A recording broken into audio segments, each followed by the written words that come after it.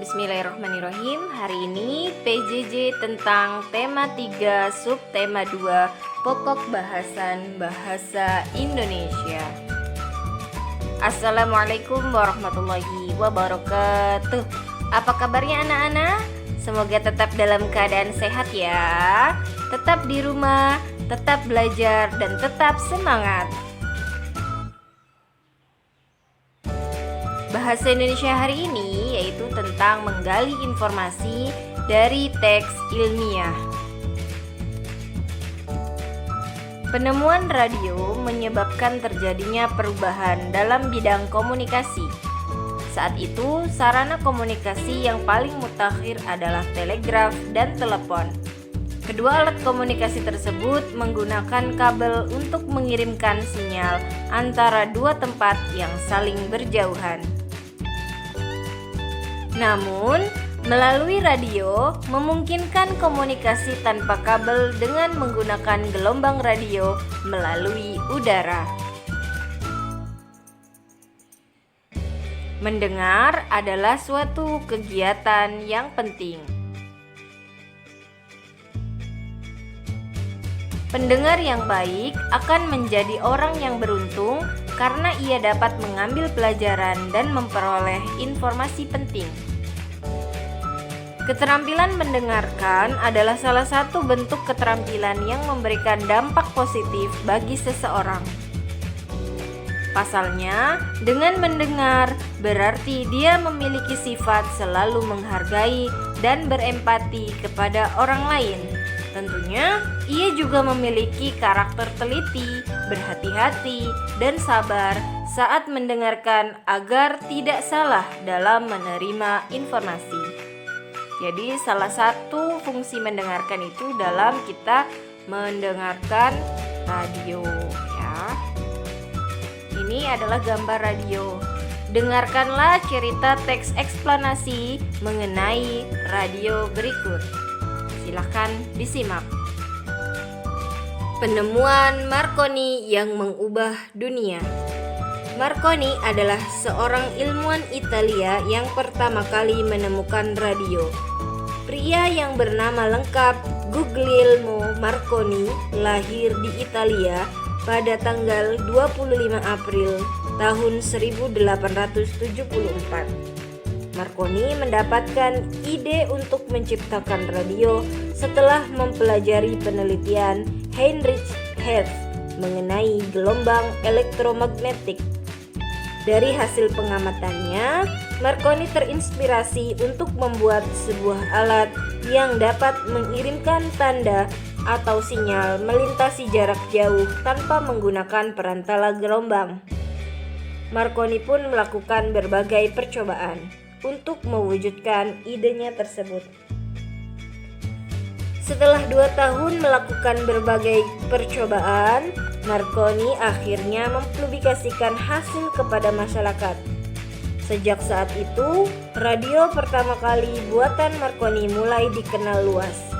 Marconi bahkan membuat perusahaan radionya sendiri agar dapat menyebarluaskan hasil penelitiannya. Radio pertama buatan Marconi tercipta berkat usahanya dalam mengembangkan penelitian ilmuwan sebelumnya. Suatu teknologi canggih tercipta dengan mengembangkan atau memodifikasi teknologi sederhana sebelumnya. Hal tersebut tidak hanya berlaku untuk teknologi, tetapi juga hal lain dalam kehidupan. Jika kamu mau mengembangkan hal lain, termasuk kemampuan dirimu, tentunya hal tersebut akan menjadi lebih baik dari sebelumnya. Ini bersumber dari buku Erlangga halaman 39.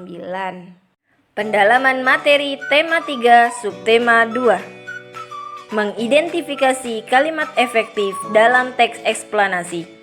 Kalimat efektif adalah kalimat yang disusun dengan memperhatikan pedoman umum ejaan bahasa Indonesia atau PUEB. Dalam menuliskan kalimat efektif, kamu juga perlu memperhatikan penggunaan kata baku. Ciri-ciri kalimat efektif adalah sebagai berikut. 1. Menggunakan kata-kata baku. 2. terdiri atas struktur kalimat yang berurutan dan bermakna logis. Berikut contoh kalimat efektif. 1. Radio menjadi salah satu penemuan yang berpengaruh. 2. Radio merupakan salah satu media massa elektronik. Yang ketiga, radio dapat digunakan untuk mendengarkan lagu-lagu terbaru. Kalimat efektif tersusun secara sistematis dan mudah dipahami. Contoh, adik memberikan banyak permen-permen kepada temannya. Kalimat tersebut tidak efektif karena terdapat kata yang berulang. Kata permen seharusnya ditulis satu kali sehingga kalimat akan menjadi lebih efektif. Jadi, kalimat efektifnya adalah dari kalimat adik memberikan banyak permen-permen kepada temannya menjadi adik memberikan banyak permen kepada temannya. Nah, itu diubah ya. Menyajikan informasi penting teks eksplanasi dalam bentuk diagram. Informasi penting dalam teks eksplanasi dapat disajikan dalam bentuk diagram. Informasi yang disajikan dapat diambil dari kalimat utama setiap paragraf. Ini adalah cara menyajikan informasi penting. Cara menemukan informasi penting dalam teks eksplanasi dapat menggunakan kata tanya apa, di mana, kapan, siapa, mengapa, dan bagaimana. Berikut fungsi penggunaan beberapa kata tanya. Apa? Untuk menanyakan keadaan atau kegiatan yang berkaitan dengan isi teks. Contoh, apa itu radio? Siapa? Untuk menanyakan pelaku atau orang yang terlibat dalam kejadian dalam teks. Contoh, siapa yang menemukan radio? Berikut fungsi penggunaan beberapa kata tanya. Kapan? Untuk menanyakan waktu terjadinya suatu peristiwa dalam teks. Contoh, kapan radio ditemukan? Di mana? Untuk menyatakan tempat terjadinya suatu peristiwa dalam teks. Contoh, di mana Marconi lahir? Mengapa? Untuk menanyakan penyebab terjadinya suatu peristiwa dalam teks. Contoh, mengapa radio diperlukan? Bagaimana? Untuk menanyakan cara atau proses terjadinya suatu peristiwa dalam teks. Contoh, bagaimana cara kerja radio? Menggunakan kosakata baku untuk menulis kalimat efektif. Kalimat efektif adalah kalimat yang sesuai dengan tata bahasa, baik dari segi ejaan dan tanda bacanya.